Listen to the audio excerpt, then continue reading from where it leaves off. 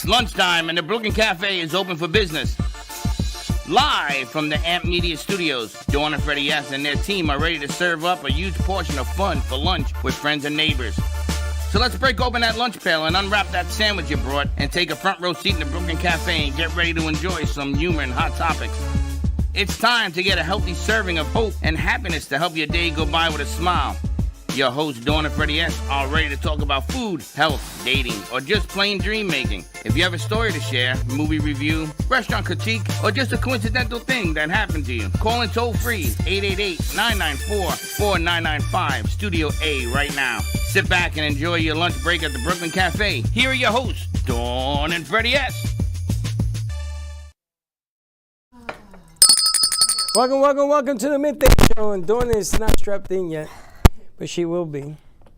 I had an interesting piece of information I found out this morning. I don't know if you want to entertain this, but it has to do with the launch that's going to the moon that leaves today between 7 and 9 tonight. Yes. So if you guys go up to Orlando, you can see Cape Canaveral, you can see the missile. But the one thing that the astronauts talked about this morning was that they went and they talked to their family. And they say, I may not be coming back. I mean, check this out. I guess it's like a police officer going to work every day. No. This is different. This is like, expect the unexpected, expect me. They're telling their family, I may not be coming back. I may be going in a one-way trip. I may get exploded. I may. No. So the kids are there. The wife is there. The dog is there. The parrot is there. And you got to come up and you have to man up. One case is a woman, got to man up, and say, I may not be coming back. Are there any women astronauts going up? There's one. So they have a lady that that's part of the segment, and she works for NASA. And for 5 minutes, she has her finger on a button. That when she presses this button, the capsule comes off the rocket and lands in the water. So her job for a year or years is how fast can she hit the button? And they time you because it could be a matter of Reflexes. Life and death. Wow. So they asked her how they keep her hand in shape. This is so funny. Is she insured by, what's that? Lloyd's of London? Yeah, that. She's not insured for anything. Her hand might be. No, they take x-rays of her hand. They make sure she doesn't have arthritis. It's the whole nine that goes with this thing. Is it like a one finger push? It's a pulsar. Multiple finger push? So if she pushes down, the capsule, and it saves everybody. Wow. But can you imagine waking up to go to work today? Waking up to go to work. I mean, we take advantage of the fact we have restaurants, we have books, we have this. And you don't tell your family, I'm not coming home tonight. But you have to tell them, I may not be coming back. It's a one-way trip. But I think that's probably part of the job mindset, the career mindset, the family mindset. Like when you marry a first responder, you know it's more likely than somebody else going to work, driving to work for the regular day. You go in with a passion and a purpose to do this, and this is all you know. And your family, your spouse, knows this is your passion and your purpose. You're either in with me or you're not in with me, and this is either going to work or not. You're going into dangerous situations. A Kids cop, too. a fireman, even the military. You wake up. What about people who are getting redeployed now? How do you tell I your get kids it. on that? But you're in the military. When my brother went into the military, the first thing they told him before he signed was, you may not be coming back. Is you okay with that? And my brother was a knucklehead. He says, how much am I getting paid? That's what he asked. But that's different. I thought you were going to say something about the full moon, and that's why I'm a little wacky and wonky, and why I'm late getting on set. You went into this whole serious conversation. Well, I was leading up to that. Because I went for a walk yesterday, and I saw this big full moon, and I'm like, yeah, that's why you're feeling that way. And then I started thinking, as I'm holding my crystal wand, this is a normal thing for me, is everyone else feeling the way I'm feeling today? Well, we're going to find that out. When we go over there, we'll find that out. A little weepy on one eye. The weepy eye is over there. I know the weepy eye's over there. The weepy eye room is over there. But if you watch tonight, up in the sky, it's going to be a clear sky. If you watch between 7 and 9, you'll see the line of the biggest ship ever sent by the United States. How many astronauts are going up? 1, 2, 3, I think 4 or 5. I think it's 4. But it's the biggest one they've ever sent. This is a monster that's going up there. And it's going to leave a streak, and you'll be able to see it. Especially here on 2nd Avenue, you'll be able to see if you look north. Coming down here? Oh, you're I'll going to be be here. You're here tonight. I'm just going to go outside. You'll be here tonight. All right, where is it? Very I cool. saw it the last one, and I didn't know what it was. I thought it was a meteor, and it's clear as day when it goes up. It's nice. Interesting. But I was just wondering about that. You know, you should be grateful and thankful. I mean, when you're a cop, you say, you know, I'll see you tonight, hopefully. But you're walking into hot zones, I get it. Military is even worse. But you're going to the moon. And think about that. It took them, what, 20 years to go back to the moon? I don't know. It might be safer than going overseas right now. Just saying. It's supposed to be. Yeah, I think the moon might be a little bit I mean, safer. do you get on an airplane, like if you're going to go see your parents or something somewhere in another state, country, whatever, do you tell your family, I may not be coming back? I mean, you don't talk that way, do you? No. Nobody does. Back in the day, they used to have airplane insurance. I was 14. Life insurance? Yeah. It was a term insurance on the plane, off the plane, and then it was it. You don't remember that. I bought a policy in the terminal. It cost me $10 or $20. And I showed it to my dad. He says, do you know something I don't know? I says, no, but this is going to be history. And he goes, why? I said, because nobody's ever going to believe that I bought this.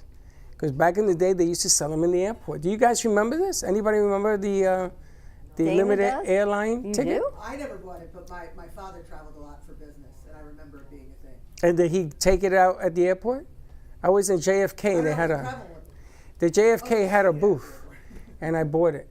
And I was a kid. I was like 14, 15 years old, and I bought it, and I framed it. I just don't know where it is. I don't know. Here, you can frame this. You can hang this on your wall. All right, so tell them about that. Hang this. All right. Before we get rolling into the book club, we've got Rob Krause here, a beach club up on Atlantic. Max is always busy making things and crocheting. Wendy B and Dana, we've got chapter 1 of the 10 recommendments, so check that out. But we're all building up to May 12th at Crazy Uncle Mike's. It's the AMP Media Futures Foundation. If you don't know what that is, that's our interns, our producers that work right here in our studio to bring all of this content, including social media, production, newsletters, magazines, everything out to you that they learn in school, that they get to hone their skills right here in the studio, to work together, to collaborate, to communicate, to find their passion and their purpose in media production and marketing, whatever they think they want to do with the rest of their lives. And it's to raise money to help these kids with the economy that we've got. Gas is now whatever it is, whatever it's going to be, food, equipment, everything it takes, programming, to get all of this information out to you so it does not have to come out of their pockets. Crazy Uncle Mike's, 5 o'clock, Tuesday, May 12th. Coming out tickets are only $36. Some great music coming up, and of course, sponsorship levels are all available at ampfutures.org, or we can put the link out as well. If you see what goes on in this place, even, I know, I got to pull the drapes, I think, on our makeshift office, as Rob says, because it's just crazy busy. There's a lot of stuff going on. And we met so many great students at Lynn. I've got more from FAU that have applied for summer internships. I don't know where we're going to put them all. We need a bigger boat. We might have to get a van and You got to talk park to the the van out ladies there. over in that corner over there, the sleepy eye corner. Maybe they can manifest. They did. They told me bigger boat. 8. Only 8, Wendy? I can only pick 8, huh? Yeah. Only 8. Magic number. 8 what? Whatever it is, it's 8. The first one is Lotto. It's 8. Lotto. She didn't say Lotto. Maybe 8 interns. The No, next no, one's in no, August. no. I don't know. It's something 8. hard. 8? Yeah, like the winning 8 Yeah, but if you winning take numbers. 8 and you turn it sideways, It's infinity. it's infinity. Yeah. Also, the producers reminded me that we are inviting everybody who owns a business and wants to meet us at La Mesa on Friday, 12 o'clock. We'll give you 3 minutes of airtime to talk about who you are and what you do. No strings attached. Come on down. We'd like to meet you. We're trying to do something at Meisner, or something bigger and better. We have some good news coming, hopefully, for us in the next 2 weeks there. But La Mesa has been a good friend of ours, and there's some changes that are going in Boca. They just had the elections about this, and even though they had the elections, it seems like they're going to continue to build. Hotels are going in Meisner It's interesting, right?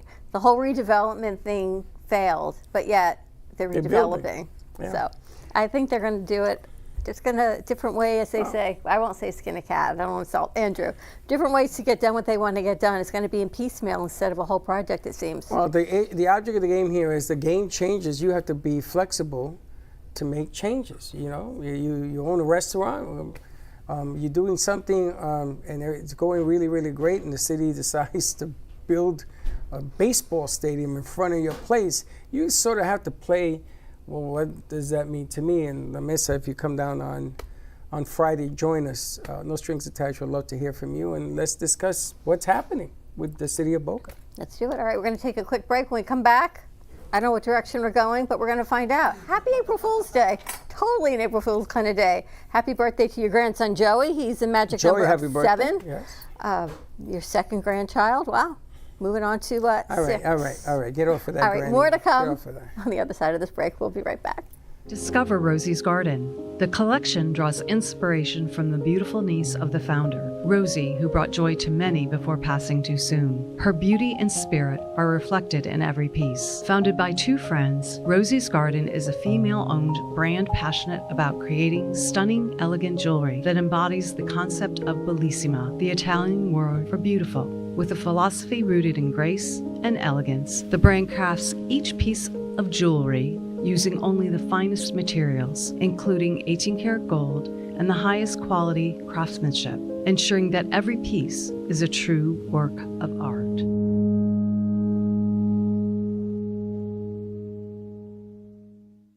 Finding the world's best coffee. Nothing can stop Don Pablo from getting you the rarest coffees. Traveling across continents, climbing the highest mountains, overcoming immense obstacles, all for the quest of greatness. Experience this excitement with every sip.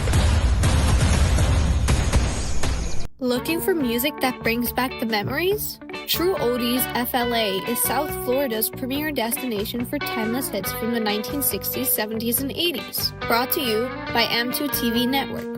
Broadcasting across multiple FM and HD stations, including 95.3 FM in Delray Beach and Boca Raton, 95.9 FM in Palm Beach County, 96.9 FM in Broward County and North Miami-Dade, and 106.9 FM on the Treasure Coast. True Oldies, FLA. Feel good music that spans generations. Have you ever met a single person in your life that enjoys paying taxes? No, no one does. If you can't sleep at night because you have a huge problem with the IRS, I've got some free advice for you. This service is strictly limited to individuals that owe the IRS $10,000 or more in back taxes. And if you qualify, we can guarantee that you won't be writing a big fat check to the IRS, or our services cost you nothing. The first 100 people that call today will get a free tax consultation worth $500. Stop worrying about your IRS problem. We can help you, we promise. Call the tax doctor right now. I mean right now, to learn more. 800-234-0316. 800-234-0316. 800-234-0316. That's 800-234-0316. Duckworth Studio and AMP Media are collaborating to elevate your brand's visuals. It's time to update your image with professional photography. Let's showcase your brand with sophisticated, high-quality images. Whether you own a restaurant, a medical practice, an art studio, or lead a passionate team, we craft compelling stories for every business. Choose from a range of packages designed to fit your unique business needs. From a quick content refresh to extensive visual storytelling. Contact Max Duckworth today for your complimentary consultation. Email, call, text, or visit duckworthstudio.com. The repeal bill was never about restoring access to the courts for individuals who have been denied it under the free pill law. They were using the repeal bill as a vehicle to put taps back into law. And so you had families who were essentially duped into showing up to testify in favor of these bills, and they thought they were doing the right thing.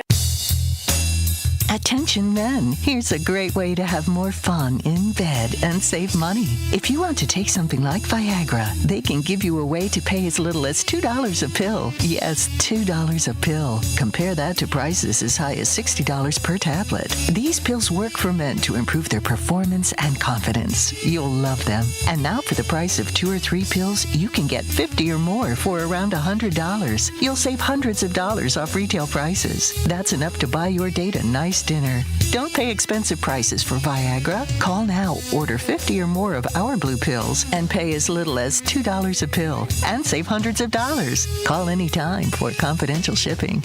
Call Steelman Pills now. 800-485-3208. 800-485-3208. 800-485-3208. That's 800-485-3208.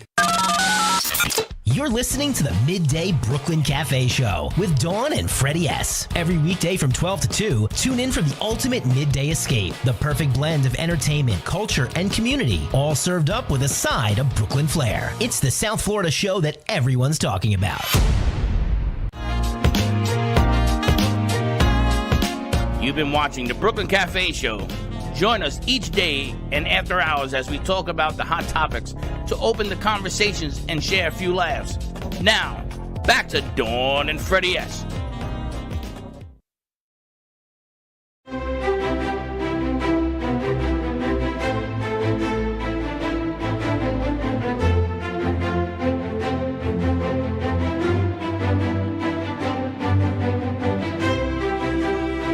On April 1, 1789, the United States House of Representatives met in New York City, reached its first quorum, and elected Frederick Augustus Conrad Muhlenberg of Pennsylvania as its first Speaker.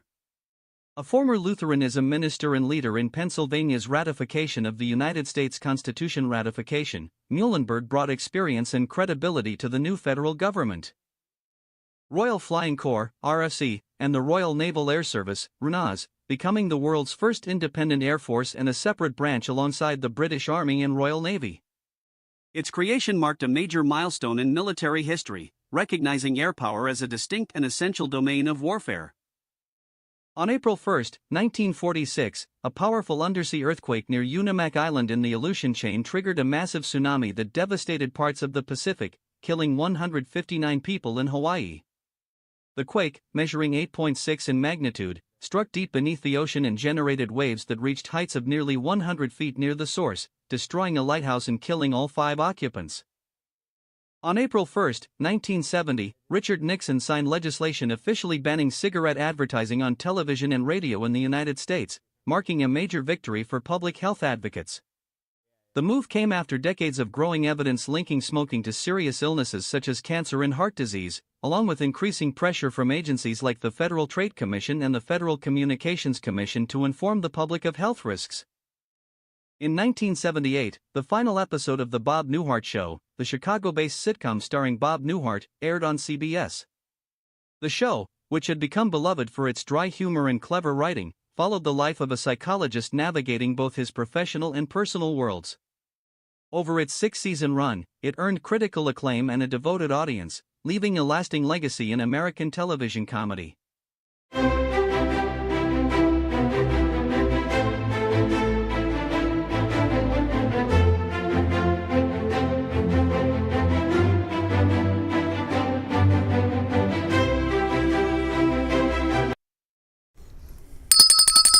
All right, we're back. And listen, if you're watching the commercials, only one of those commercials is real. The rest of them is April Fool gags. Do they have the picture of you from the morning? We ain't talking about that. We are not talking about that. But if you call in, what's the number? 888-994-4995, Studio A. Maybe you can find a flat Freddie Stanley picture. No, and Do we want them to put it up? Like they don't no, we don't want them. No, we ain't doing that. Ask Cinderella over No, there. we're not doing that. If you see the commercial that's not real, and you call in, you'll win a couple of bags of coffee from the Brooklyn Cafe. All right, so last week, it was a busy day. We went to Lynn University, and then we went all the way up to Atlantic Avenue on a beautiful sunshiny day with Max. And we went over to Beach Club on Atlantic, which is right on the corner of the railroad tracks and right next door to Johnny Brown's, which is a great location, parking across the street. we met the owner, Rob Cross, and Rob was kind enough to come join us today. He doesn't know why he's even here. But let's talk pizza, let's talk cocktails, and Atlantic Avenue, springtime. Spring break, it's got to be, you're talking summer. We're right in the middle of spring break, though. Well, You had a menu. Finished.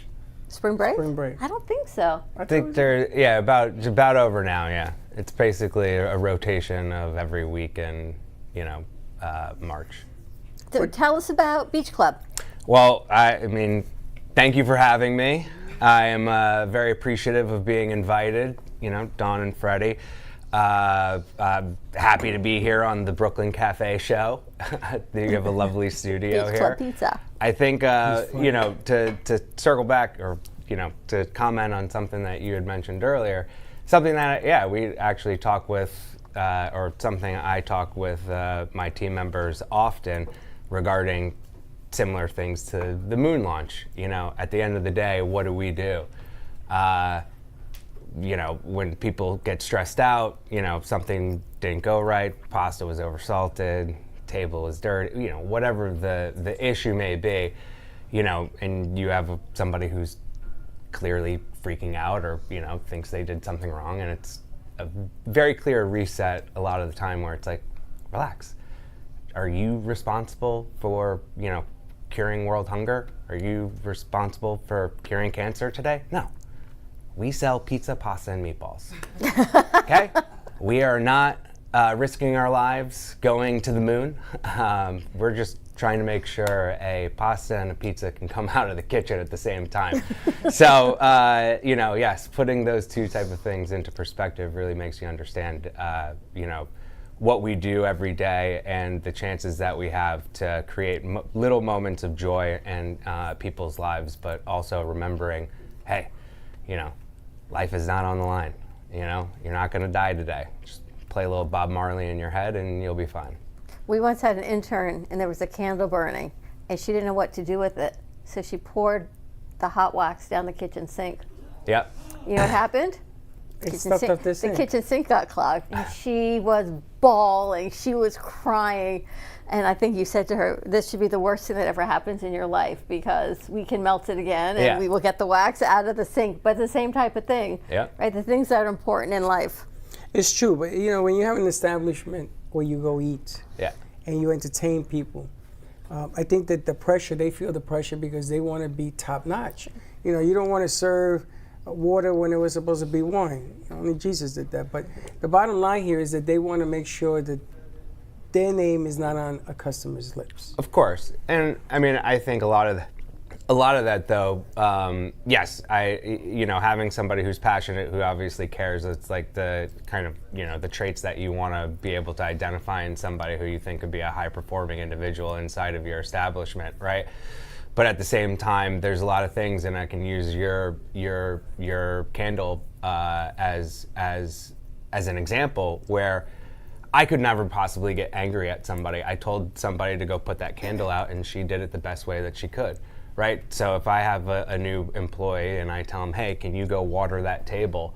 And they go and they literally dump water onto the table, I could never sit there and be mad at them because that's literally what I told them to do, right? So a lot of these things or a lot of the training or, a lot of mistakes that obviously have is really falls on my or management's fault in the sense that we weren't able to prepare you to achieve success in this particular moment. So yes, you can feel upset. You can be we'll fix the problem, and then obviously we know that we have to go and these other little details we have to kind of spend more time training so that these mistakes don't happen. And I say that to Freddie all the time. When things go the way that we don't think that we wanted them to go, I go, that's on us. Because we didn't train them, we assumed, we threw them right in. We had no onboarding, we didn't even show them a manual, we didn't give them anything, we just said, we'll see you tomorrow. And literally, it's been so busy, and that's on us, because we need to do better to teach them the culture and our expectations so that they can grow to do what they're supposed to do. Yeah, and I think that's exactly what you hit it on the head is it's really all kind of about culture. Right, and creating a positive culture inside of whatever the vertical may be, but specifically when I started building restaurants, I opened my first restaurant on June 13th of 2013 in a sleepy little town called Armonk, New York. And,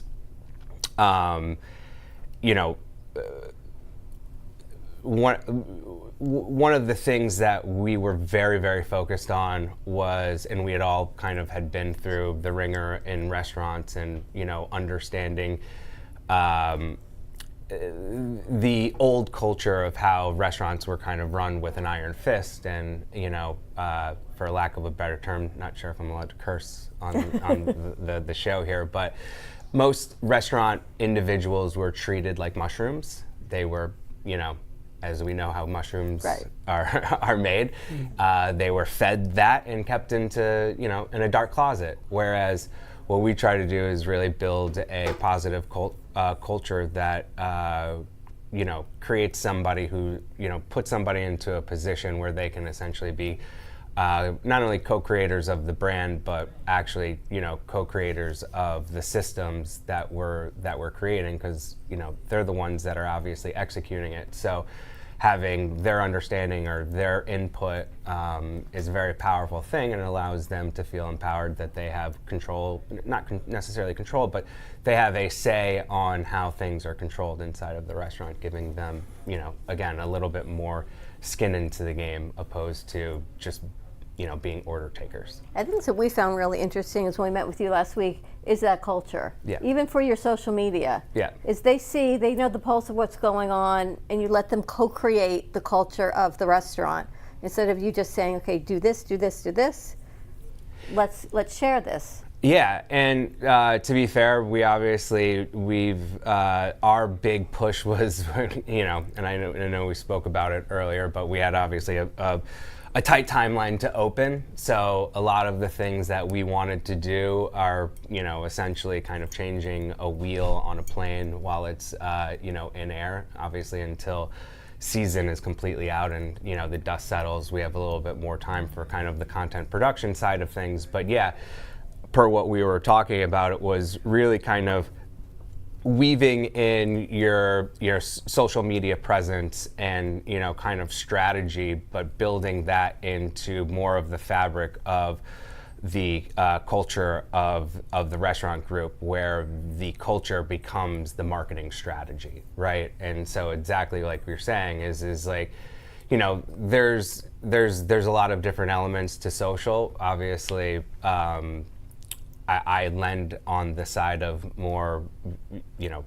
entertainment or, kind of funny anecdotes, inspirational or things of that, those type of heartstrings. And what we found though is that being able to build these type of scalable social, concepts around our staff, that obviously gives them the ability to find interest in other things, because again, restaurant business is transient, right? So, that the kid who's going to FAU, or he might be studying film, he might be studying sound engineer, whatever it may be. Everybody has a variety of different talents that they're obviously focused on outside of the restaurant. So how can we leverage those interests that you currently have to enrich the culture and the brand that we have while you're still with us?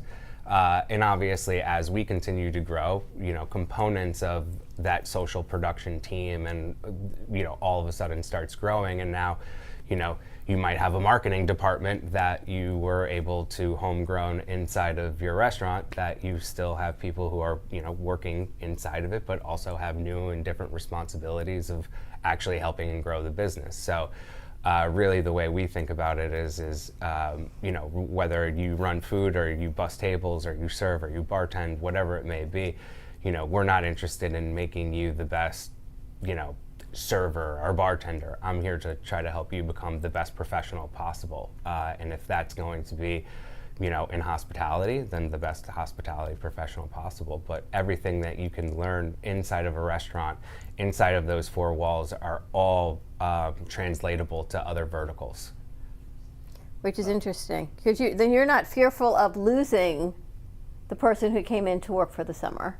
You're going to hone the skills, let them excel in what they excel in, as well as working with you, instead of saying, oh my gosh, I only have you for 3 months until you go back to school. Yeah, if I started thinking that way, yeah, it probably would be a lot colder of... But it's great because it's a shift of perspective. It's the same facts. They're here from May to August, essentially, whatever it is. Right. So instead of saying, oh my gosh, I only have you for 3 months, the change of perspective is let's make it the best 3 months and grow the culture, because you never know what's going to happen on August 2nd, right? Maybe things change. Correct, yeah. And I mean, I think being able to build an environment where people can come and work in that space and, you know, perform as best they can, and they know that they're going to obviously learn something, and, you know, great, they obviously will make some money doing it, is, you know, really important for us because, you know, again, I understand people have lives outside of this. You might live someplace else, but I know you probably, you know, will be coming back next semester, and obviously we would want you to be, you know, still remain part of the team. You understand the fabric of everything that we're doing, and so I have no problem taking the time and training people. And you know, yeah, sometimes you spend a lot of time and it's disappointing, but sometimes you spend a lot of time and the next thing you know, that person's been with you for the, you know, the next 8 to 10 years. It changes the dynamic of the environment also when you have that, when you're contributing all these different energies of people and the workers, and they're contributing in their own aspect, in their own factor, the way, the flair that they do things. You know, in this house, we have so many different shows, so the environment right now is this one. Then the next environment is that one. Yeah. And the next environment is that one, but the only constant is the contribution that they perform in, what they bring to the table. Mm-hmm. And sometimes they have to learn just how valuable that is. They have to learn, you know, what they do here is a grain in a vat of salt, and they do a piece each. And it changes the concept of what you're trying to do, which is what I love. Because no day is the same day in here. Everything is a different day, a new aspect. I mean, we got a guy he's doing cartoons for a magazine that we put out, and he says, this is what you told me to do. I didn't even understand what the hell he was saying. And somebody says, oh yeah, you said this is, and I said, okay, let's do it. I don't know whether or not it's gonna land. I said, just don't make it offensive and let's go. And yeah. We're good to go. Because nobody's doing that. Right. That's a throwback back in the day when they used to put cartoons and magazines and stuff like that. But it's changing the culture of your industry. Yeah. And there's a big, I guess, culture. It started with Subculture, the coffee company. Mm-hmm. And when we first started up in Delray, and they started as a coffee shop. And it grew and grew and it grew and it grew. And now they've got a huge market. Yeah. But it's all about the culture. And our kids go in and they even find, oh, this was a great place. It's alien themed or it's this themed. From the outside, right, you walk in as the consumer. But the inside, the culture of the hospitality group that they are, it's tremendous. I know they've got their own podcast because one of our crew came back to talk to us about it. They've got their own everything. Yeah. And it reminds me so much of what you're growing. Yeah. As a different culture of Beach Club Pizza. For sure. And I've followed those guys as well. I mean, you know, I've seen their success. And I mean, yeah, I think if I were to pull anything from that, it's all about people, right? It's really all I care about, too. I am, you know, yes, we sell pizza, we have drinks, we have all of these great things. We have a lovely space for you to enjoy, but at the end of the day, the most important thing for me is people, right? And if we don't take care of our people, how can I expect my people to take care of the guests that are obviously ultimately coming in here and, you know, deciding to choose us to give us their money, which is obviously something that, you know, we take very serious. And, you know, the only way to survive and obviously to grow and scale inside of this business is with people. Sure.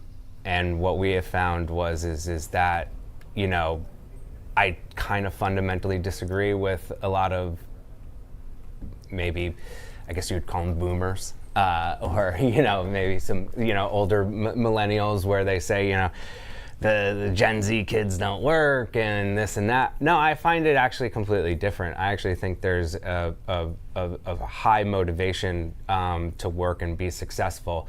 What I found though is that the importance of taking care of and building those individuals is what has been a gap for restaurant operators for a really long time. So for instance, I guess the best way I could, again, describe it is, you sign up to be a server or a busser, whatever it may be, like that's your lane and that's all you've ever really done. Where if that's the one thing that you want to tell a kid to do who's 25 years old, like there's not much room for growth, right? Yeah, you could put a carrot and be like, hey, we can get you in the back of the bar.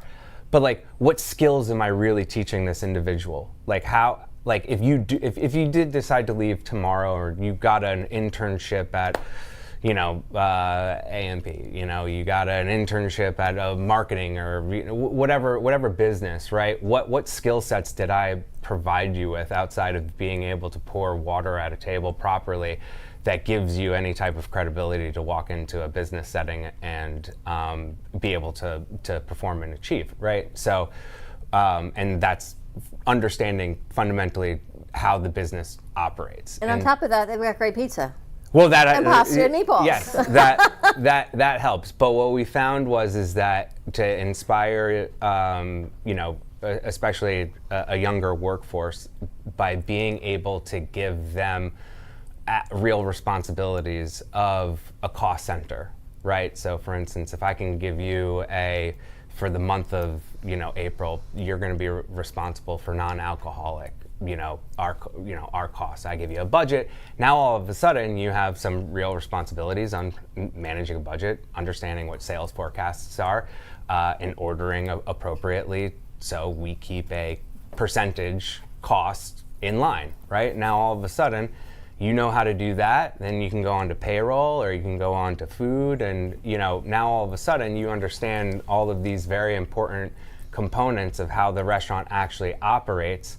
You are no longer just a person that's a cog in the wheel, but you're actually being able to provide, not major decisions, but small decisions that you are empowered to do. And you're going to make mistakes, and then I'm going to teach you the right way to do it. And then as you go, now all of a sudden you have this kind of cross-discipline understanding of the actual business and how it's running, and how you pouring the water appropriately at the table, obviously stems all the way back to the guy ensuring that all of your dishes and your silverware are washed appropriately. How all of that now affects this one goal, which is for everybody to leave happy. And while it sounds complex, it sounds interesting. You give these kids this understanding of the actual business of things, and that's a motivator and driver, and they become co-creators. Yep, absolutely. You want to make sure that they learn all the pieces, so that you can say, okay, now it's your turn. He's shaking his head. And run and That's run what it. we do too, right? I know. It's like that's exactly the philosophy that we've been following here with them for about 8 years now. The interesting aspect of it is you see them get there, or they do it somewhere else, because we've had interns take jobs in Utah to run stations as general managers and everything else. And I think that's your biggest compliment. It is. It sort of motivates you to really believe that if they believe, half the battle is won. When they come here, they don't believe, and they don't know, and they ask a ton of questions because they're afraid not to win, but not to make mistakes. Yeah. I need to change that. And it takes time. Sometimes they come in very shy, and the next thing you know, she goes out there and she's talking to people, and I'm saying, who is that? And there are people that have been in this studio with us for years, which I say it to his face, CBS would take him tomorrow. That's how good he really is. Yeah. And Heather runs the social media better than I've ever seen in 23 years. I've learned from her things. And they all grow up and mature and say, okay, what's out there? And they look and look. But right now, the way things are is really, really tough. So you got to just keep educating them, keep growing them so they learn more and more, because it's not always easy. You're going to have bad days too. And that's okay. That is okay. You just got to learn how to handle bad. And if you can do that, pouring candle wax down the drain is nothing. It was interesting how we had to heat up the pipe to get the liquid out, but that's a different animal. But I could imagine. But it happens, things happen. I remember when I was working with my dad and the mistakes I did, I parked the truck in a tollway zone and they took it. And he says to me, "You gotta go get it." And I says, "I don't know how to do that." He says, "You think I do? Go figure it out." Yeah. So it happens to all of us. And I think that's what's interesting about what you're saying is and probably the hardest thing for me on this side of this is the first restaurant I've opened in South Florida. My wife and I have been planning on it for a really long time, and finally we got the opportunity to do so. But I'm not 29 years old anymore. I have about to be a 7-year-old daughter. I have a wife. We have 3 puppies. See that? I can't sleep inside of the restaurant anymore without getting a lot of flack for it. So one of the things that was a lot different about any of the previous restaurant openings that I've had is this now kind of newfound position that I'm in. Because again, previously any restaurant that I had opened, I wasn't married and didn't have kids. That is a stark, very, very, very different than what we did here. And again, me not necessarily being able to be on the floor the whole time or inside of the restaurant 24 hours a day, obviously the ability to let go on some things and allowing these guys to make mistakes is a lot different. Because before, I was there and I could prevent mistakes and I could basically do a lot of the things that they needed to have, but they didn't learn from that. So now it's like watching them make mistakes so you can then, course correct it after is a very scary place for, somebody like yourself, me to be in, but also a very empowering place for the people who are obviously, working with you, to be able to have such rapid growth by having the room to make mistakes. Well, you took the first step, you did it. Right. But they say the most successful business is the business that you can actually walk away from for a week and it still goes. That you're not doing everything, managing every mistake, micromanage everything. Then I think about if you and I actually both weren't here for a week at the same time. It'll be fine. It'll be fine. We did that for 2 days, and you know what? We're still here. No, they didn't burn down. That's a Sylvester Stallone said. You go to college to make sure when you come and meet me, you don't burn my stuff down. So I think we're going to be doing a remote at Beach Club Pizza up in Atlantic. We have to pick a day. We're going to head up there. Maybe Rob's going to share some more of his insight into changing the culture and growing the culture of the hospitality industry through a podcast. A lot of things to talk about, but check it out. Pizza, meatballs, and pasta.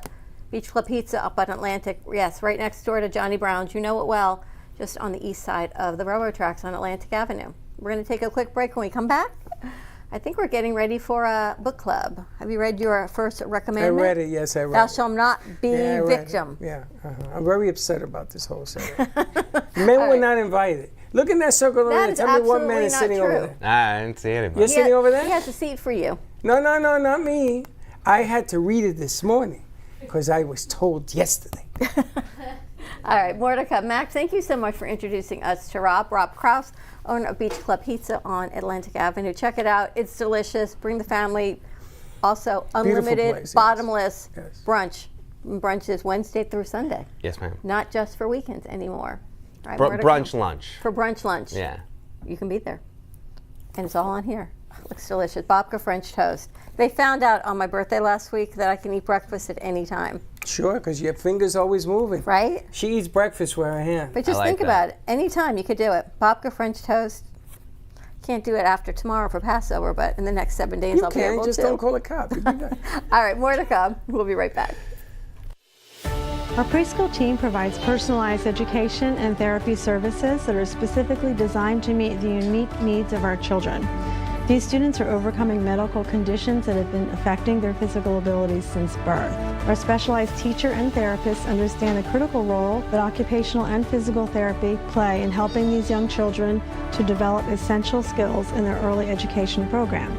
We like for the children to leave us as shining stars and enter the big world of kindergarten.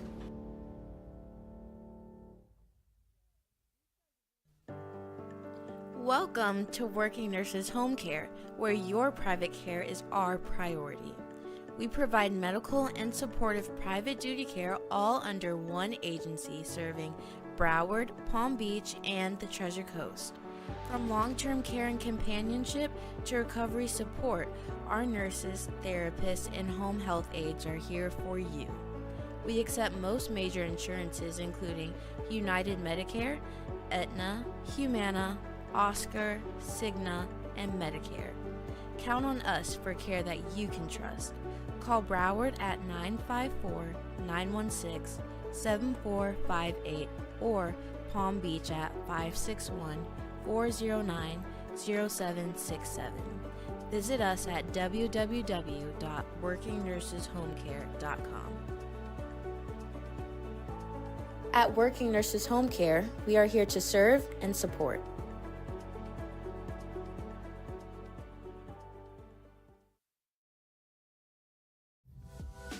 Welcome to La Mesa Cafe Bistro, where every cup has a story.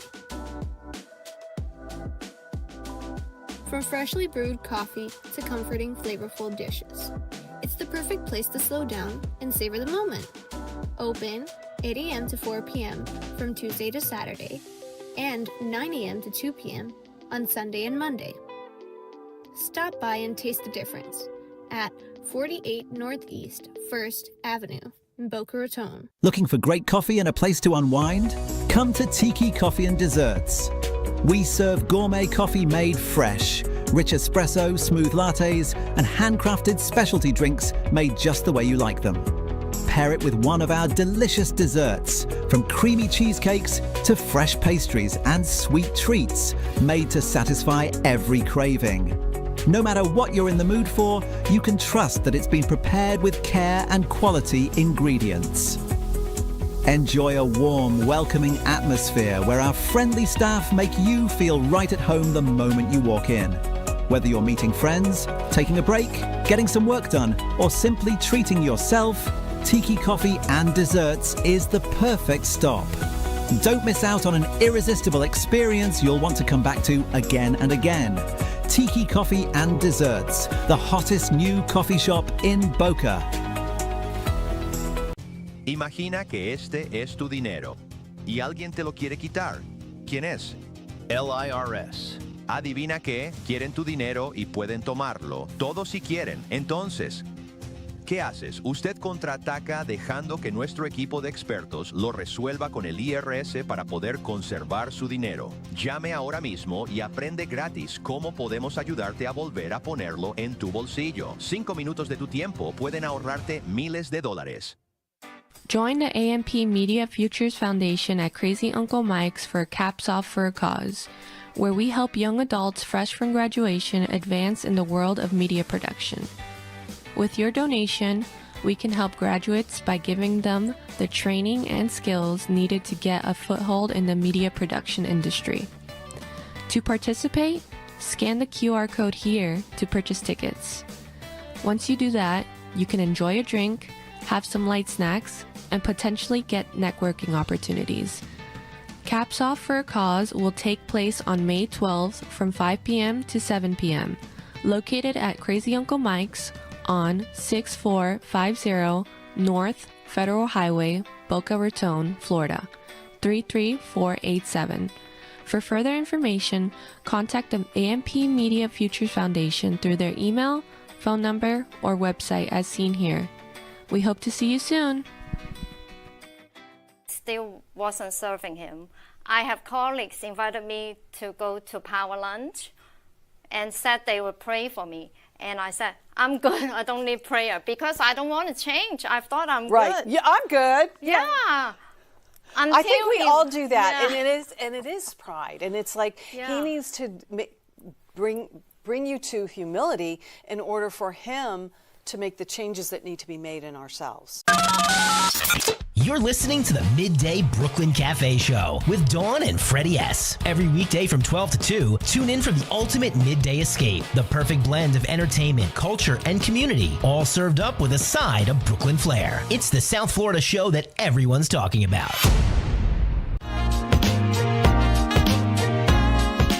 You've been watching the Brooklyn Cafe Show.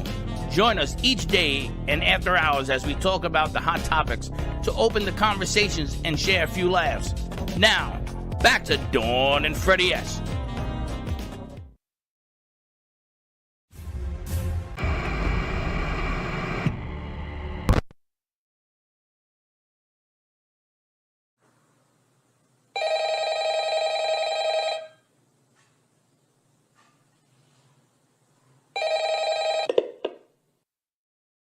I put your new 4Gs on the G. I came into the bloody bottoms is on the knee.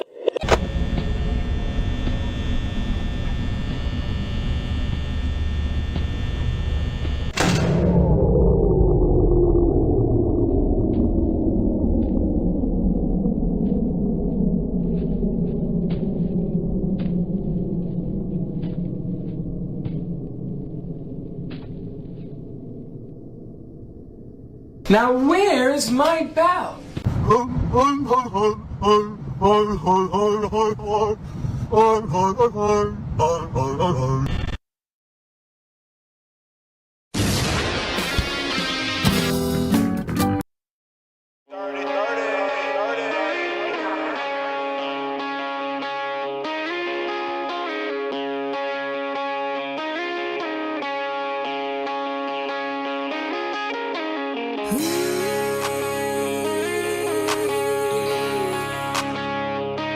It's gonna be alright.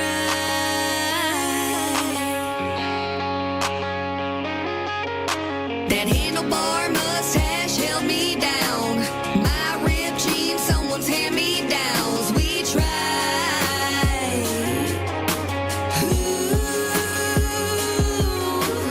Never stop loving you when I die. Both a little crazy, but at least we tried. We tried.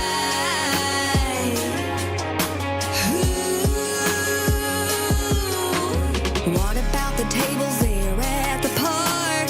Had me on my knees, did I leave you scarred? You called me pretty, you called me sweet, told me I'd get a diamond ring. What about out there at the pond? Just me and you doing what we want. We were both naked, now we know those little bitty fish bite more than toes.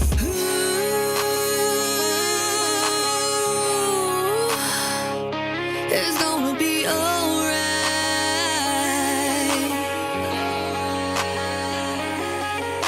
That handlebar mustache held me down.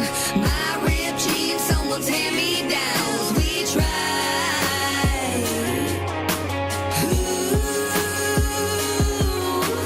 Never stop loving you when I die. Both a little crazy, but at least we tried. We tried.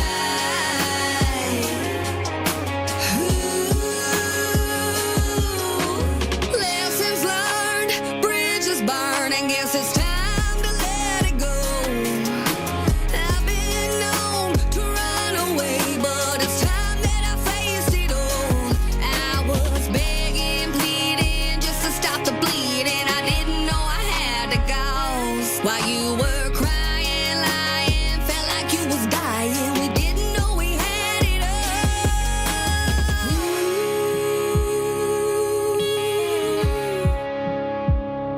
It's gonna be alright.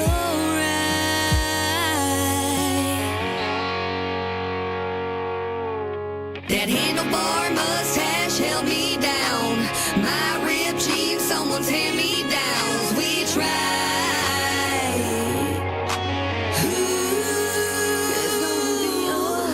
Never stop loving you when I die.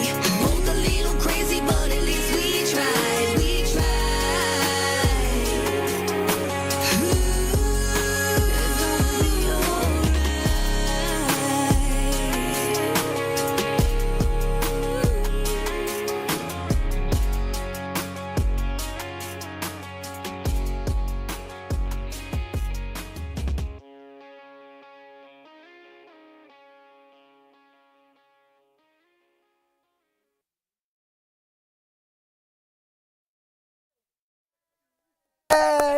guy. Ding, ding, ding, ding, ding, ding. You guys were going to be there. Do I look like Dana? I didn't realize this one was going to be up. And if anything, I'm not the one you want to open on. You want to open on her. Hey! We're going to get this together. We're going to roll Dana's intro, but we're doing this a little bit different today because instead of going through the chakras, we are discussing the 10 recommendments for personal empowerment. It's book club day number 1. We're going through the first recommendment. So let's roll her intro and toss it to Dana. This segment has been sponsored by the Ubuntu Room. Come join Dana Sardano as she offers life-changing advice that will affect the spiritual, emotional, and physical aspects of your being. Within her easily available writings, you will find the solution you need for your problems. Tune in to the Ubuntu Room on the Brooklyn Cafe Show. Hey there, I'm Dana Sardano, and this is the Ubuntu Room, and I am so super excited that we are doing book club today. We are talking 10 recommendments for personal empowerment, and I'm looking around, and I got all my peeps, and we're talking about the book, and I'm super excited. So if you have not picked up a book yet, if you haven't started reading yet, I encourage you. It doesn't matter if you come in the second, third, fourth recommendment. What matters is that you chose to join and you hang with us. So get your book right now. But with that said, before we get started, I want to just give you a little bit of a little bit of a backstory or understanding of why I even wrote 10 Recs. So in the spring of 2021, I wrote the book. I started writing the book, and by the spring of 2022, I had it published. And it really poured out of me, and I'll tell you, I'm just going to say it, why I wrote it.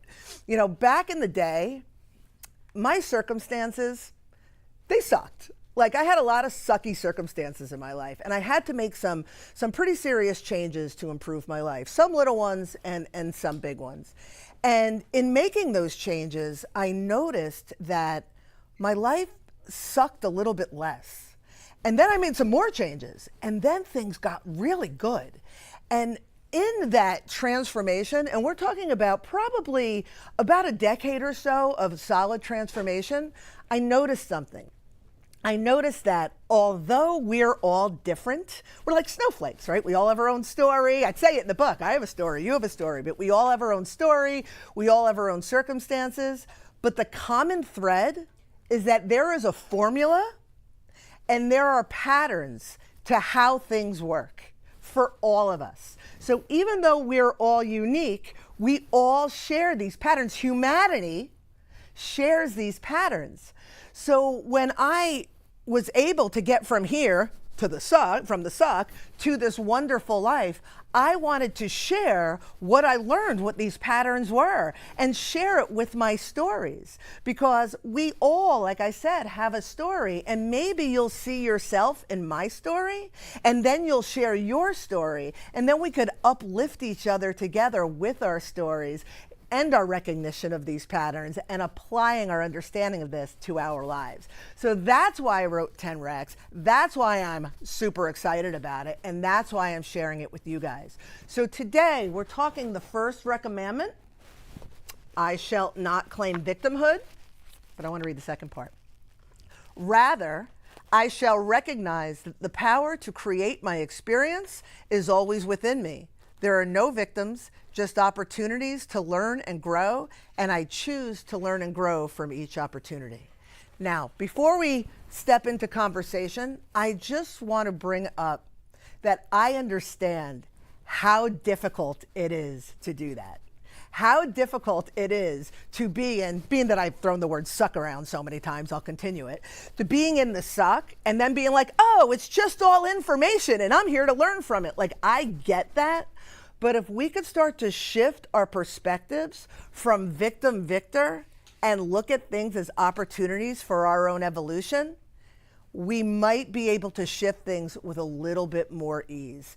And again, I'll say it again, I recognize the challenge in that, but I'm hoping we could give it a go. So I'd really like to open the floor and have some conversation and see where everybody is with this recommendment and hear your perspectives. I see Mac picking up her mic.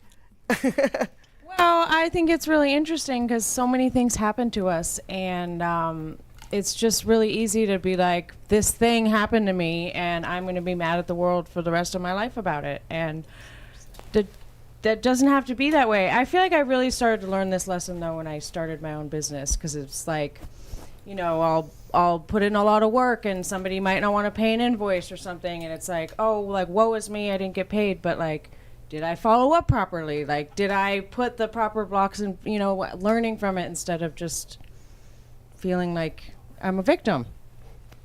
Yeah. So, I don't know. I think it's, this one's, I'm having a harder time with some of the other ones because I'm a little bit of a head. This one's a little easier for me. I think number 8, that one's hard for me. Hard in your understanding of it, or hard because... Oh, no, doing it. Oh, you think? We'll get there, but let's talk about the first one. All right, so I'm sorry. So for me, I jotted down the words expectations and disappointment. So that was my victimhood. I had to take responsibility of if I'm feeling, you know, any of these things, disappointment or like expectations, that what was my responsibility in that? And I had to check in. If I was disappointed with somebody on the phone, why did I take the phone call? You know, it's just simple with that. And then as a healer, as what I do, I want to make sure that there's accountability for my clients and for my people. So when they weren't doing their work, I was taking that in. So I finally have come to the place where I brought the camel to the water. I'm not taking responsibility of when they drink, how much they drink, and all of that. That's for them. So that first recommendment has been really, really helpful in untangling that knot for me. So, do you think, or do any of you think that, and I'm not trying to feed it to you, but it's really the core of everything? Like, we are victimized by things. Like, things happen and we are at the brunt of it. It's living in that victimization is really what I'm talking about. Mm-hmm. And do you find that in understanding that it's not us against them, it's not good against evil, it's just us navigating information, like, does that make sense to you? And does it change things for you in any way? See, I don't look at it as victimhood. I don't know the right word. I mean, I can see victimhood as if you are an addict, has some addiction, and you blamed your entire life on that drug or alcohol. Or the rest of your life, you're like, well, this is who I am because I was born with this addiction, or I was raped or molested. I cannot continue on with my life because of this happened. To me, that's victimhood. Yeah. Everyday life of not asking someone to pay their bill, I don't consider that victimhood in my mind. Yeah. To me, it's me not stepping enough into my power and my worthiness of saying, you know, we did the service, here's your bill. Just like at the pizza place. You order a pizza or a meatball, here is my bill. This is what you asked for. So that's, in my mind, is not victimhood. Yeah. To me, they're different things, but that's just me. Well, I'm glad you brought that up, because even back in the day when we used to hang in the galleries, I always used the word victimhood, and I would even say it's such a blanket, heavy word. There's variations of it, but the reason I use that word, because if you think, and again, it could be a 2 or it could be a 12, if you think that you're getting the short end of the stick, then there is a level of victimization, because victimization is somebody got the larger end of the stick and you got the short end of the stick. And I just want to just share something personal, because it wouldn't be the Ubuntu Room if I didn't. But last summer, and I brought this up, I've talked about this, last summer I had dissolution of my old business, and I had a separation with my business partner who I was very, very close with. And she still does not want to have any kind of relationship with me, and it was painful. And when I was going through that separation, it took me a solid 6 months from start to finish. Wendy was there first, like front lines, to look at it in a way that I didn't feel like this was done to me. That I was wronged, right? I say victimhood, but that I was wronged. And so I would go through, like, I would be like, yeah, but she never had this on time and she didn't do this. And I'm like, no, I'm doing that thing again. And the only way I was able to properly heal from the grief, the pain, and the loss was to finally go, all right, stop. These are the information. This is the patterns that existed from me. This is what I allowed and accepted. These are the boundaries it was all personal accountability.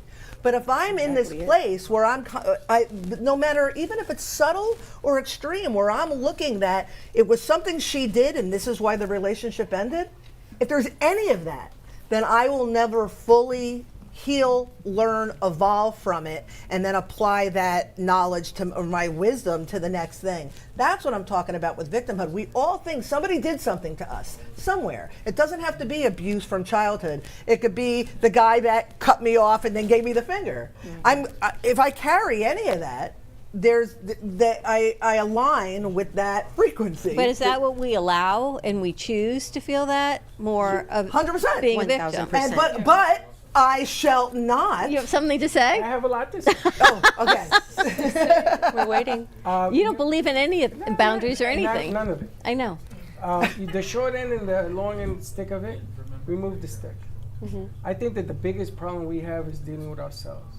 1,000%. All of a sudden, we're not good enough. All of a sudden, the We're bill our makes biggest a enemy. difference in your life. All of a sudden, everything that they do affects me somehow. Why? You had a relationship with a business partner.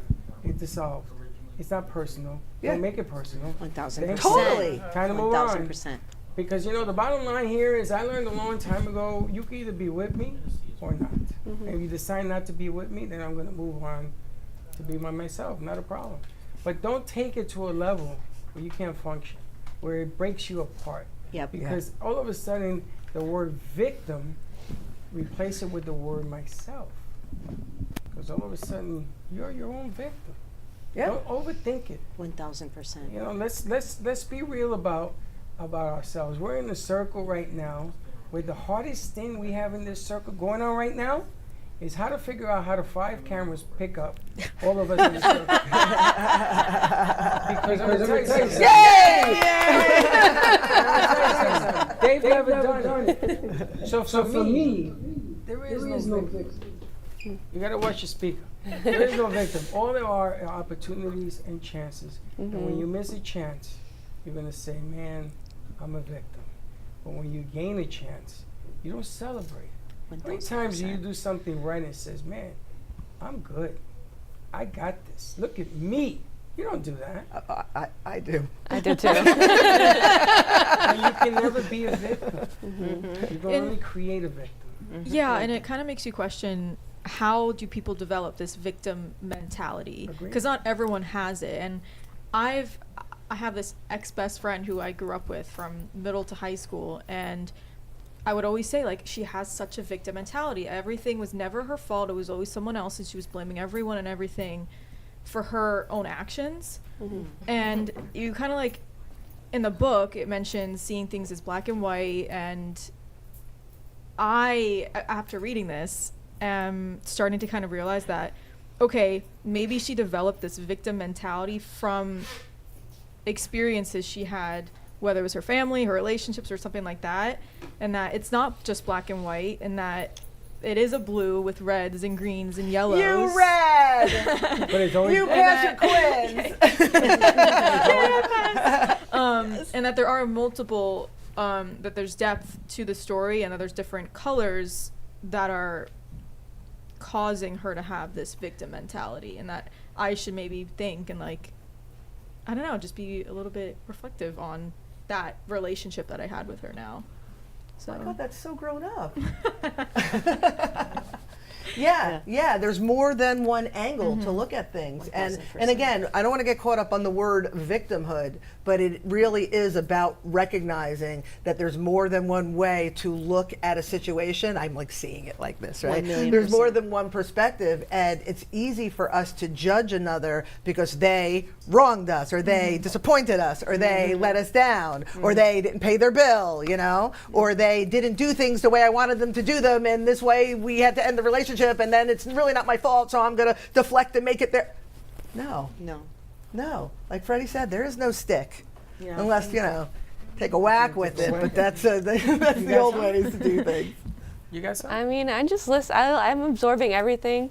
I've read the whole book, so it's like I have to kind of go back in my mind and think about chapter 1. But I really relate to the victim mentality. I feel like I had one for a while because we all go through traumatic things, but learning how to navigate those emotions and and understanding that your reaction is the only thing that you have control over is honestly it resonates with me, you know. That statement right there, like, your reaction is the only thing you can control. That's what I live by. 1000%. Yeah.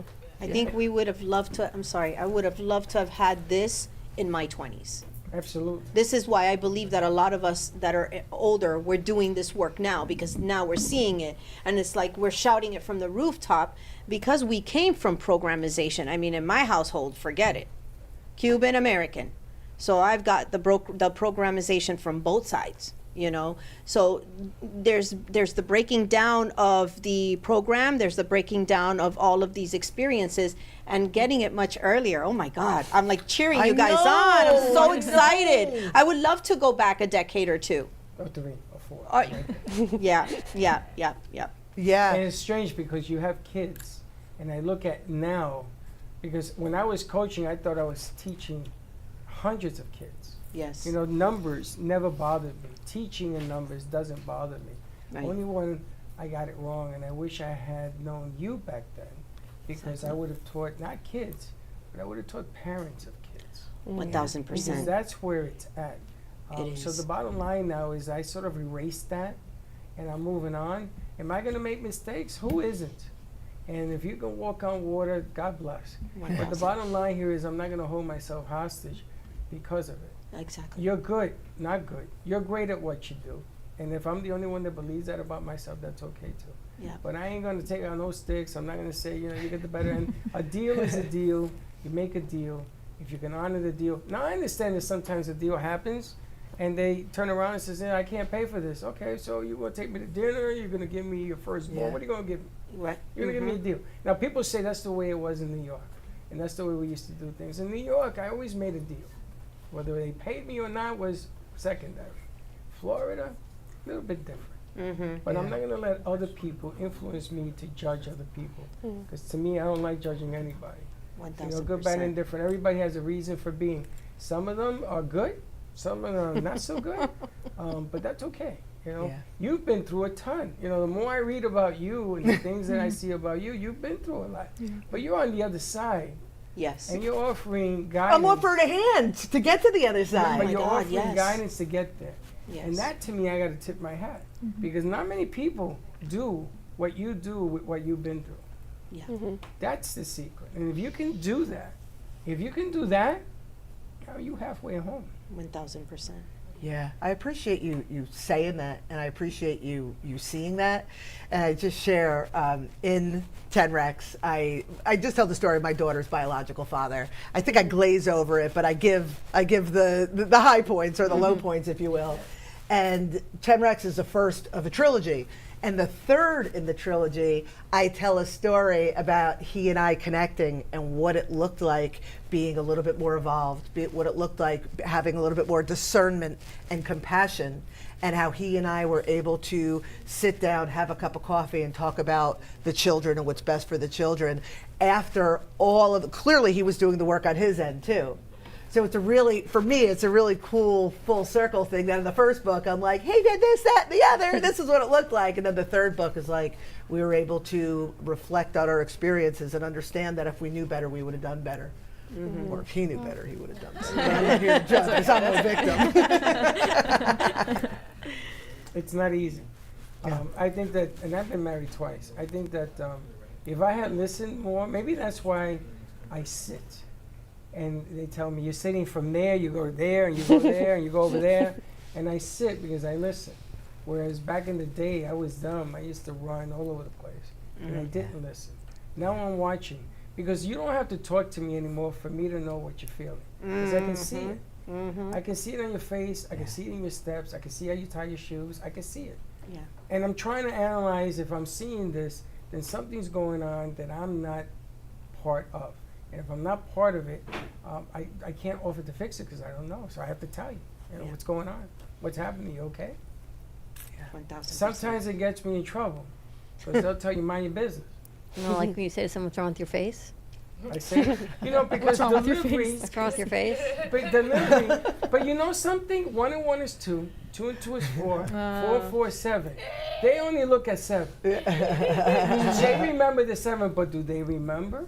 They remember when I say, okay, now tell me what's going on. See, they don't tell you that part. They just tell you what's wrong with your face. You have a face. What's wrong with your face? He says that to you or to everybody? Anybody. He says that to me. He Everybody. says it to Dawn when we're having a bad day. Why is your face like that? But you Why is your hear, face like we're having a bad day. Yeah. So I'm trying to add a Yeah. little sprinkle to that bad day. Yeah, because yeah. No matter how bad it is, I can show you worse. Oh my goodness. I can show you a lot worse. 1000%. Yeah. A lot worse. So God bless that you have what you have. Remember what I told you? You get up in the morning, you do that prayer, thank the man for giving you another day. And it could be a lot worse. And is life scary? Absolutely. Are you going to be challenged when you don't see it? Absolutely. But rely on those who have been seeing it for a long time. Yeah. And are ready to roll up walking their the walk. sleeves and help you get through it. Yeah. Because there ain't too many of those people in your life. I agree. I can tell you, 64 years, I learned that the hard way. Yeah, and challenges are just opportunities to grow. 1000%. And that's what Dana says in her book. I mean, I kind of realized that like every little thing, every decision you make just impacts you as a person, your character, and how you deal with things, and the opportunities to grow. And it's like just picking up something off the floor, that's an opportunity to grow. And it's kind of crazy to think back. 1000%. Right? Yeah. Right? And you know what's really cool, I think? It makes you look back, like you said, to look like what got you here. But then I'm just going to go all the way up the spectrum when we were talking with Sally and we're talking about frequency, right? People talk about manifestation and frequency and aligning with that frequency. That's the energy of it. So it's really when you make a decision and that decision, that belief, whatever action in that decision, it's creating this whole new spectrum of opportunities for you. And if it's a yucky opportunity, well, there's a little more learning there. If it's a nice opportunity, it's almost a celebration of the decision. But energetically, that's all that is frequency. Like, like, do you see how, so that's why when I always say, oh, it's personal empowerment and spiritual development, the spectrum of the books goes from here, it's cause and effect relationship, all the way to here, to understanding that we live in a certain frequency. So the more we understand it's just information, don't live in victimhood, use our decisions to help us grow and evolve from them, then align with better ones, and things suck a little bit less, like I said when we opened, and then they suck a little bit less, oh my God, and then they're good. And then you're only in good frequency with the occasional suck, because suck's going to sneak in from time to time, just to remind you where you came from, you know?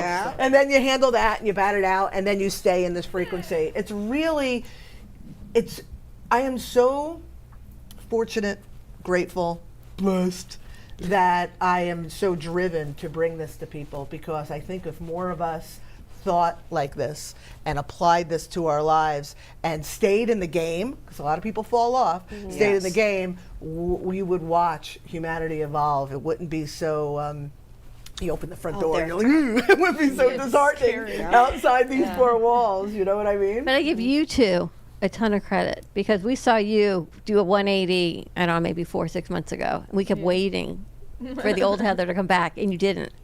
It's like, wow, so much has changed for the better. Like Heather 2.0 was unbelievable. Heather 1.0 was good, but this Heather was like, you in the past, I don't know, week, couple days, huge shift in you also. And I don't know whether it's a mindset of a victimhood, of whatever that word is, to knowing what you want. And when I get to see our crew do what you guys, this great 180 at the times that you do it, that's usually when they've reached a pinnacle for them, and then they move on. And they've reached this high, all right, this is where I'm at. And then I get weepy, because then a new crew comes in, because it's then we go all over again. And you and I go through this. And you know, every summer it's like, here we go again, Dawn's gonna cry. But then this new great crew comes in, and we keep going. And it's their mindset changes. Whatever it changes, however it is, you all evolve. And to me, that's like the greatest gift. But then it's sad on the other side, because that's when the suck comes in for me. In my mind, like, oh my gosh, here they go. I hate to see them leave. It's like when your kids go off to college. But what a blessing it is to see them evolve and all the things that they've learned to do. And you just keep sticking with me through the this and the that. Because I look forward for them to grow and go. The problem is that I sometimes worry when they're going that they're not ready. Or they don't understand that just because a bill didn't get paid, it becomes something very significant. Now, don't get me wrong, I can appreciate the fact that sometimes that bill is the difference between you paying your car and not. I get it. Trust me when I tell you that. I lived in my car, I could tell you that. So I get that, but it worries me, I guess, as a dad, maybe in my 60s, that nobody looked out for me when I was running into a wall. They just picked me up on the rebound when I was in 100 pieces.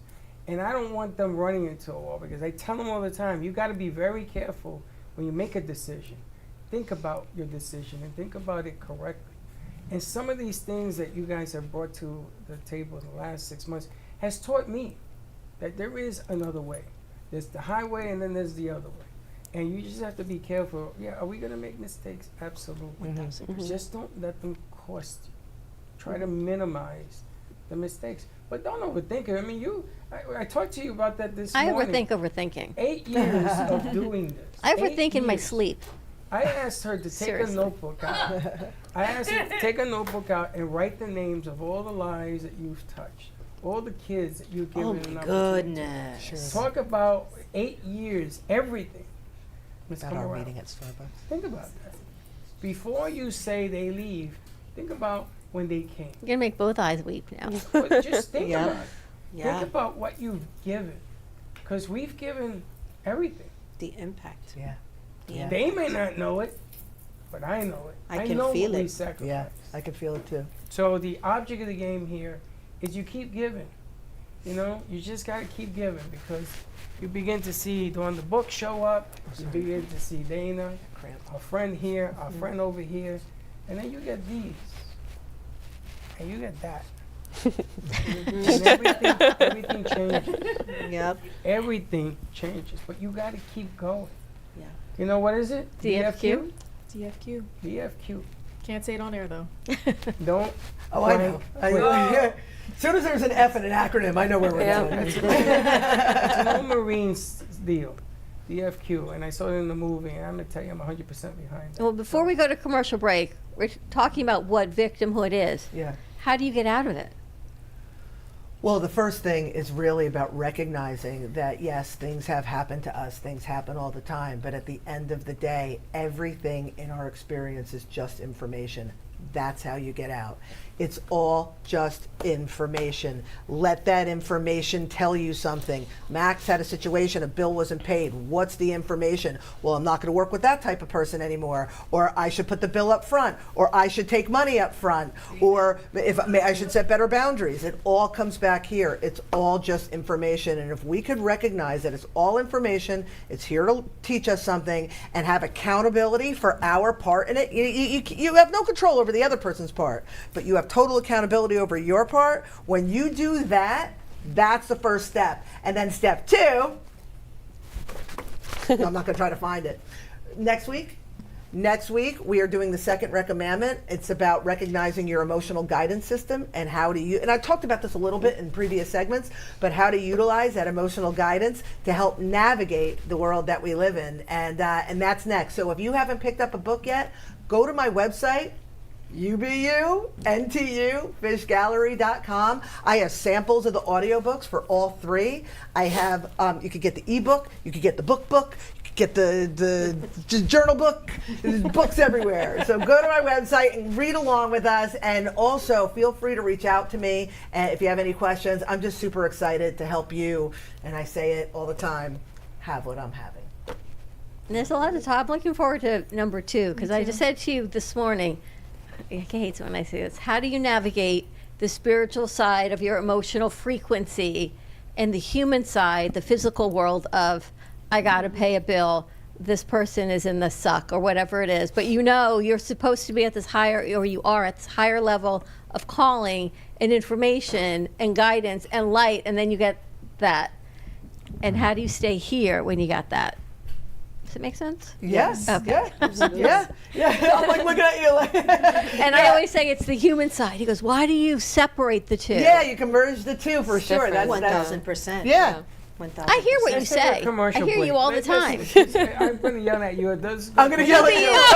Now the camera's on. I'm going to get that stick. You know, there's the human side, there's the emotional side, just UBUNTU.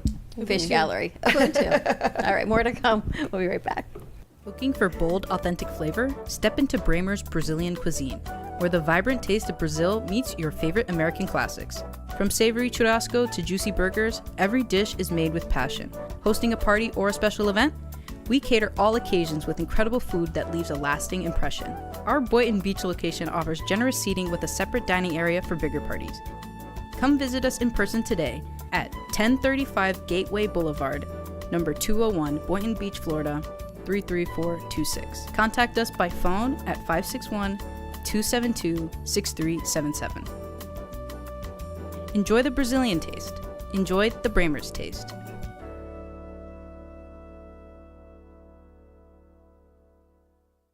Are you ready to stop playing small and step into your highest self?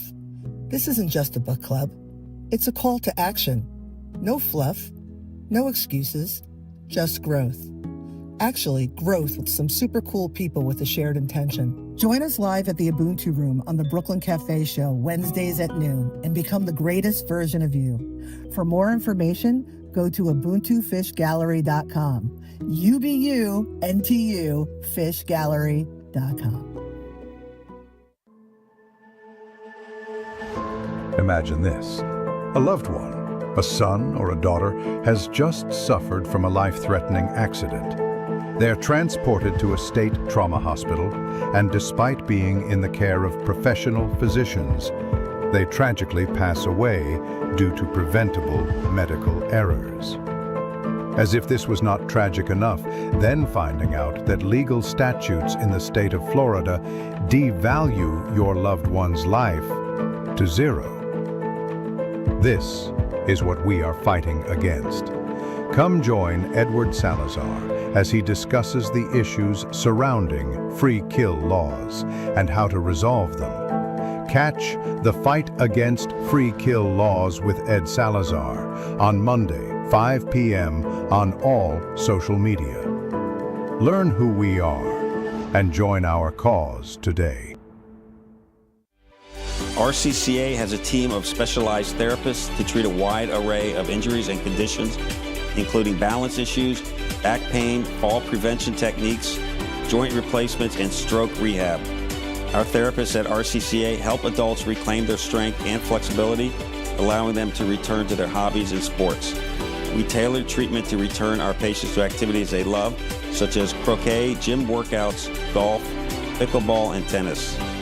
Our state-of-the-art equipment and therapists ensure that there is something here for everyone. Are you nearly maxed out on your credit cards? It doesn't matter if you're using your credit cards for fun or to survive. At the end of the month, your statements come in, and you can either pay them or you can't. If you can't, late fees and interest get tacked on, and now you're struggling just to make the minimum due. Do you feel trapped? Am I talking to you? Good, because we've personally researched some companies that can help you. They may be able to reduce your credit card balances by up to 50% and stop the late fees if you qualify. Please call our special debt hotline number right now for a completely free 5-minute consultation. Deal with your credit card problem now before it gets much worse and put money back in your pocket. Trust me, I've been there too. Call now. Call 866-307-7152. You've been watching the Brooklyn Cafe Show. Join us each day and after hours as we talk about the hot topics to open the conversations and share a few laughs. Now, back to Dawn and Freddie S.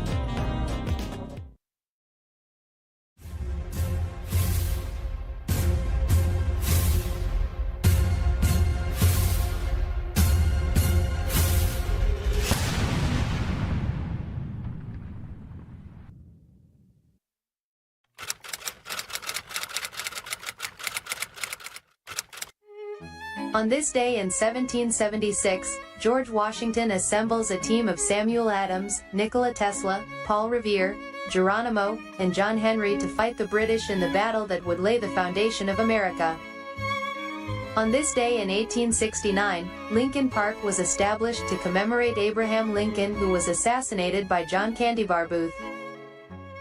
On this day in 1989, Mikhail Gorbachev shook hands with Ronald McDonald and Ronald Reagan to establish McDonald's in the USSR. On this day in 2014, Darth Vader announces his candidacy for the presidency of Ukraine.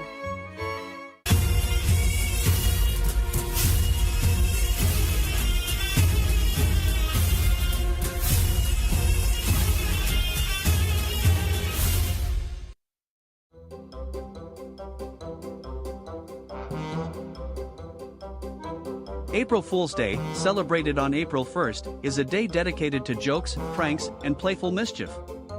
Its origins are uncertain, but historians link it to several sources. One theory suggests it began in the 16th century when Europe switched from the Julian calendar to the Gregorian calendar, moving New Year's Day from April 1st to January 1st. Those who continued celebrating in April were mocked as fools. Other influences include ancient spring festivals such as Rome's Ilaria, where people disguised themselves and played tricks, and medieval European Festival of Fools celebrations. By the 18th century, April Fool's Day had become widely recognized in Europe as a day for practical jokes. Today, it is celebrated around the world, with people, media, and even companies joining in the fun with harmless tricks and humorous stories.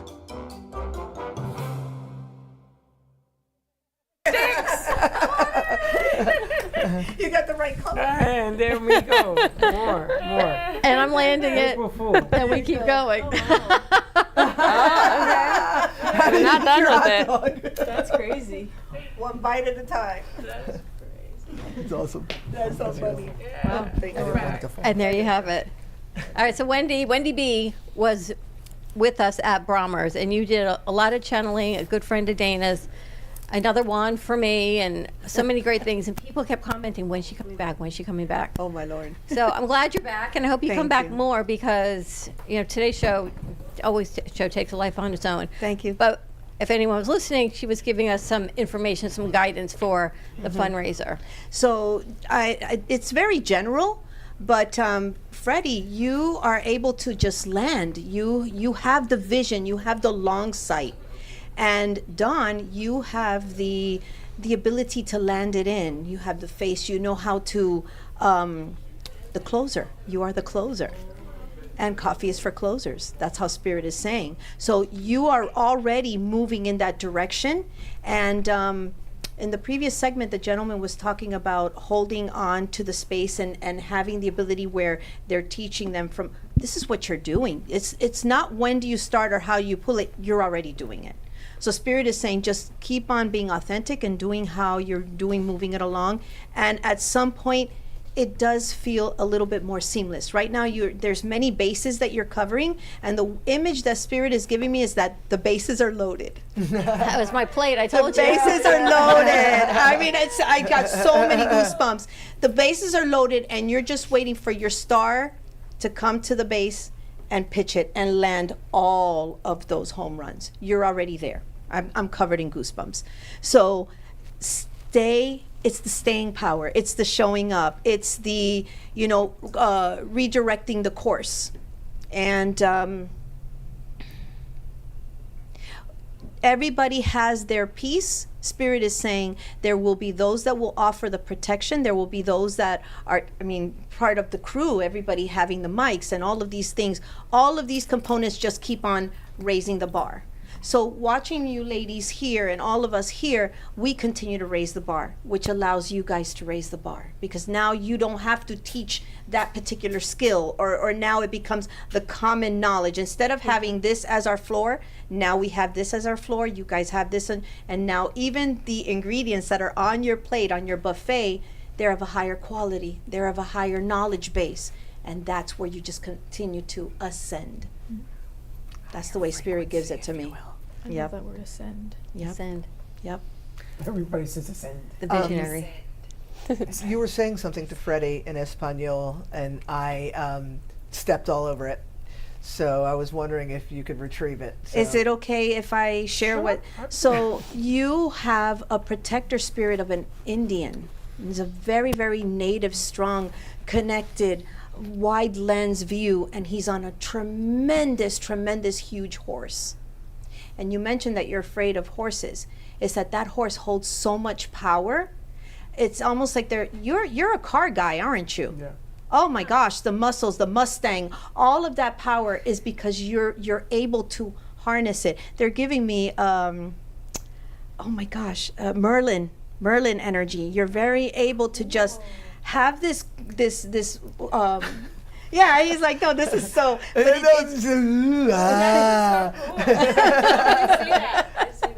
so there is a Merlin type of thing where you have the long view, and watching the pieces play out please you so, because some of the times you share, but some of the times you're just watching your creation, your manifestation, if you will, in real time, and that excites you, and that's why you're in the long game. She's looking in my window. There you go. I absolutely can see it. And Dawn is like, oh my God, this is so cool. Let me go along for the ride. And in the meantime, let me throw in a dash of pepper and stuff. Very Italian, would I say? Do you have a very strong Italian? Like I hear the nonna back there cooking and noodles. That's and hilarious.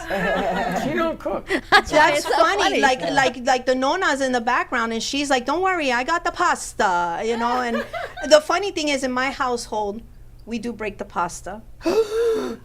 And I knew that everybody was going to gasp. We could no longer be friends. We're done. Go on. And I could hear the nonna say, I'm like, just that. That was the reaction. It's like, you do what? So even though you don't cook, all of your people, if you decide one day to say, I'm going to take a cooking class, you're going to excel. I know that that's kind of like a side thing, but it's kind of like a cutesy joke that they're saying. Yes. Yeah. So That's interesting you say that, because we are dealing with a company that came in here offering cooking class. That's so And stinking it was wild. yesterday. I did not know any of that. Yesterday? I did not know none of that. That's neither. wild. So they're saying that there's a level of, in the cooking, it's the perfect metaphor for where you're going. And in something, in the littlest things, brushing your hair, but in your case, it's the cooking of the pasta. It's reopening that lineage, which pushes forward everything else that you're doing. It's going to be that light bulb that goes off, if that makes any sense. But definitely the cooking, it's going to inspire you. You're going to hear one of your ancestors say, let's do this thing. You know, it's kind of like fighting the fear or overcoming a fear. Not that you have fear of cooking, but I want to say it's more of, can I make my ancestors proud? There are black bots in the kitchen. Hit the on button. I just want to add 2 cents. There's a level of creativity to cooking that I don't think not everybody understands. Yes. And when you tap into that creativity and put the pieces together to create something beautiful, it's what you do here. It's another layer to that skill. Absolutely. A higher frequency, if you will. Yeah, absolutely. Yeah. Absolutely. What do you see for her? So, to your point, you did mention about how she was one way. I can see that you've totally, like the 180, you were looking, okay, so there's a story that says if you get on the subway or on the train, like in West Palm, we have a train, you can sit on the one side and you can watch graffiti along the walls all the way. Or you can say, you know what? I'm going to sit on the other side and I'm going to look at the ocean, the boats, and oh my God, look at that, and look at the bird. So you've decided you were sitting here. And now you're sitting here. So Spirit is saying, you can take yourself anywhere you want to go. You're the determining factor. It's just deciding when you want to go, wherever you want to go. And it's not saying, I'm going to give the L to whoever. It's not even ego related. It's just now you're able to soar. And for some reason, I'm getting for you the seagull as your spirit animal. Stay like French fries. So does she. I do too. I'll kill you for the French fries. Take a finger off. There you go. There you go. You, besides yours, for some reason, they're giving you a pelicano, a pelican. A pelican? Yeah, that's really like interesting. Pelican. That's really interesting. I am a pelican. You've got a mantis. Manta ray. Yes. Cool. You got a manta ray. You, for some reason, you're getting crows. Oh my God! Crows are Don't say that to good. me. Really? My favorite Pokemon is Corviknight. Oh, that's like, so he's like a wild. big crow. That's so insane. That's so insane. You, Dawn, have all kinds of butterflies. Cool. And I see some dragonflies in there too. The fairies. But fairy. definitely all the iridescent colors, like your nail polish. Totally like your nail polish. Yesterday And I she can wore a resonate because dress. that's It was my a butterfly frequency too. dress. All the colors, all Maybe the the colors. nickname should be the animals. Yep. Fairies, butterflies, the Do I iridescent. have one? Yeah, let's see what you've got going on. Dana, instantly a giraffe for some reason. Oh, That is wow. a bigger So did view. Aggie. Like a higher view. Let me see for you. Yeah. Let's see for you. You know, this is the second time I'm going to say this. You got a sunfish. I thought you had a seagull. Yeah, but they just gave me the sunfish again now too. Sometimes people have multiple animals depending on their journeys, so you can go with the animal's energy to help you out with a specific part of your journey. Have you ever seen a sunfish? I don't know what that is. They're No. really weird I looking. caught one. Really? Actually, my son Freddie caught one when we lived in Beaucaire. It's huge. Yep. And it's round. Their like eyes are over And the here. eyes They're over really here. weird looking. And it has like these tentacles and stuff. It was huge. And we looked them up and it says sunfish. I said, just throw that thing back in the water. Yeah. It was huge. I've never Yes. seen it. What? She saw a picture. But the sunfish comes with has a really good. I have an awesome book, but you can Google it. But has a really good spirit energy, and the pelican has a really cool message. I just remember it, and it's funny. Michelle got both the pelican and the sunfish. That's the only reason why I so remember. wild. Yeah, and the pelican was about they have the ability to carry, but they have to know what to release, what to let go of, and that was like the main message, the energy of the message. Yeah. You know, they could take in everything, but what are you free? What's hers? What's mine? That's a really good one. Let me sit with mine. Now, you know, usually it's really easy for others. I don't Yeah. usually, and Dana and I have talked Yeah. about this before. Oh my gosh, the owl and the hawk. The owl and the hawk. So funny. Max is, ooh, more. Yeah. Max is like, ooh, ah. Ooh, and the hawk. The hawk, I remember we were at the gallery, I had gotten the hawk, and that's the bird of prey, because you have zoned into what it is you want. Absolutely. And the owl obviously has the wisdom. That's really cool. Yes, it is. Thank you. You guys Gato, are you a cat? Let me see. Yeah. Yeah, he does have the cat family with him. The whole cat family. He calls him Gato. Oh my God, that's so Dawn, funny. don't go The far. Jaguars, the Black Panthers. Yeah, the cat family really resonates with him. They're trying to give him some feminine energy too to kind of balance it. Who, Gato? Yes, yes, a little bit of feminine energy. Yep. To Put be a able to little be in sachet in that walk. There you go. There you go. What about And Dawn? Dawn, let's see what I mean. What's your name again? I'm sorry. Dawn. Dawn. Okay, so there's two Dawns. So Dawn, let's see what yours is. Oh my goodness. Dawn, you've got a boa constrictor in there. So I don't know how you feel about snakes. No, What but else? snakes are known for healing. Yes, very much so. Oh, that's true. Very much so. Does that help? And squishing out I was going to say, if they predators. squeeze, they don't bite Yep, the boas. Yep, yep. And so there's that. But, oh my goodness, a macaw. Ooh. The macaw. How's that? The parrot, the one with red the ones with the red, yellow, and blue, Oh. all them bright colors. So it's talking about owning your colors and being able to be in your bright colors. But it's also speaking and sometimes speaking at times where people don't necessarily want to hear what you have to say, but what you have to say is very important for those people to hear it. Sometimes they don't want to, but they have to. It's the equivalence of jerking open the curtains when somebody's just like, let me sleep, and they're not supposed to sleep anymore. They were supposed to be up at 8 and it's 12 in the afternoon. So you're there to kind of say, hey, now sit with what I've given you. All right, so while we're there, and you have a mic, I hope. Did you have a mic? We can here, just take Max's mic. I just didn't want to leave anybody out. Let's take Max's mic because we're going to ask Dawn who she has on her show today.